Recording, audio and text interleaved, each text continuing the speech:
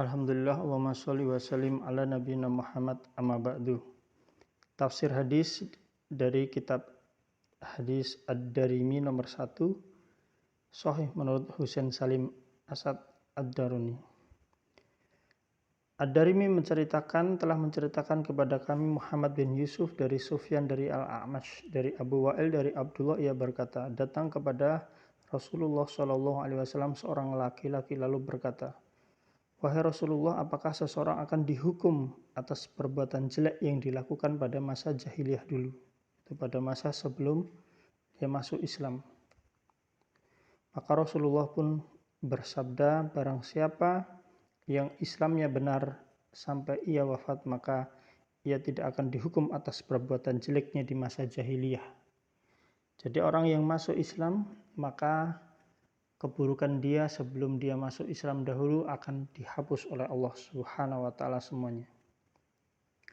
Akan tetapi barang siapa yang Islamnya adalah jelek, yang sebenarnya dia hanyalah munafik, yang hanya orang yang mengaku Islam padahal hatinya masih tetap berada di dalam kekafiran, maka ia akan dihukum atas dosanya baik sebelumnya, yaitu baik ketika dia masih dalam kekafiran maupun ketika dia mengaku sebagai Islam tetapi sebenarnya dia hanyalah seorang munafik.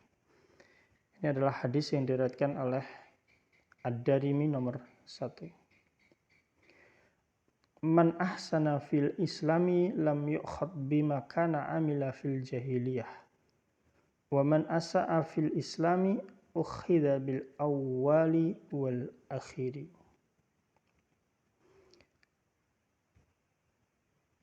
Kemudian yang berikutnya adalah hadis Darimi nomor 3.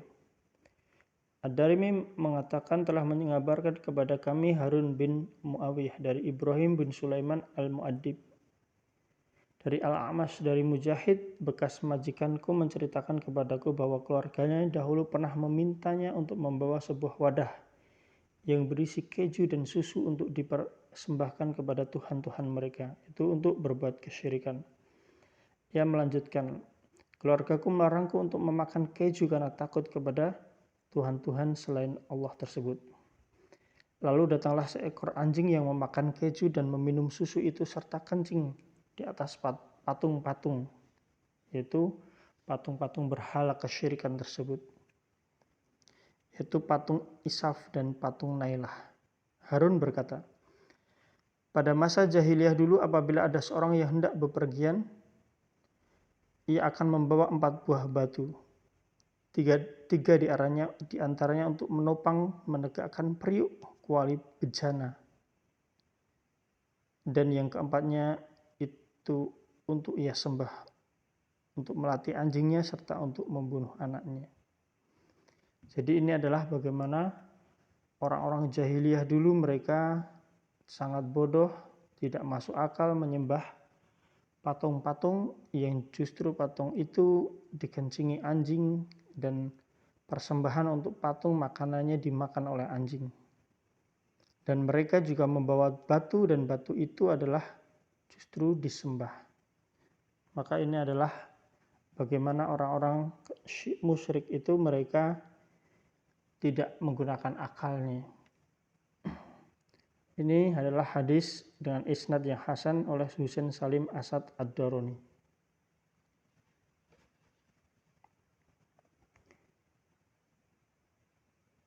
Kemudian yang berikutnya adalah hadis Darimi nomor 5, yaitu isnadnya sahih menurut Husain Salim Asad Ad-Daruni. Darimi mengatakan telah mengabarkan kepada kami Al-Hasan bin Ar-Rabi telah menceritakan kepada kami Abul Ahwas dari Al-A'mash dari Abu Sholih, yang berkata kami mendapatinya tertulis Muhammad Rasulullah SAW. Beliau tidak kasar tutur katanya. Jadi Nabi SAW itu tutur katanya tidaklah kasar, tidak keras wataknya. Jadi selain Nabi SAW itu tutur katanya tidak kasar, juga beliau tidak keras wataknya. Wataknya Nabi SAW adalah lembut, tidak keras. Jadi wataknya Nabi sallallahu alaihi wasallam itu adalah tidak keras. Kemudian Nabi sallallahu alaihi wasallam tidak bersuara keras ketika di pasar.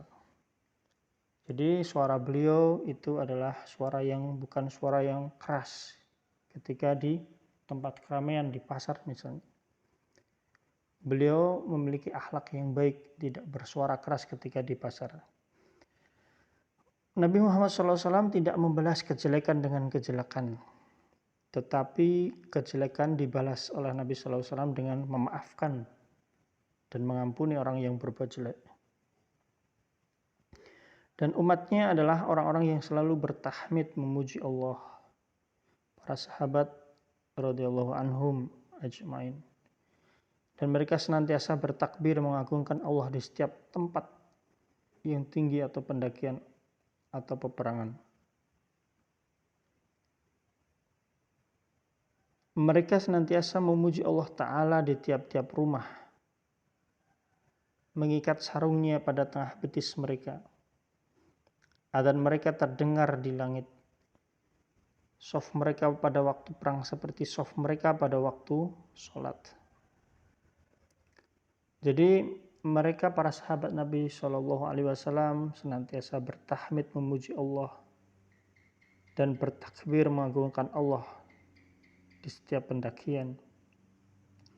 Dan mereka para sahabat Nabi SAW senantiasa memuji Allah di tiap rumah. Suara mereka ketika membaca Al-Quran dan berzikir bagaikan gemuruh suara lebah. Tempat kelahiran beliau di Makkah dan tempat hijrahnya di Tobah, Madinah, dan kerajaannya berada di Syam.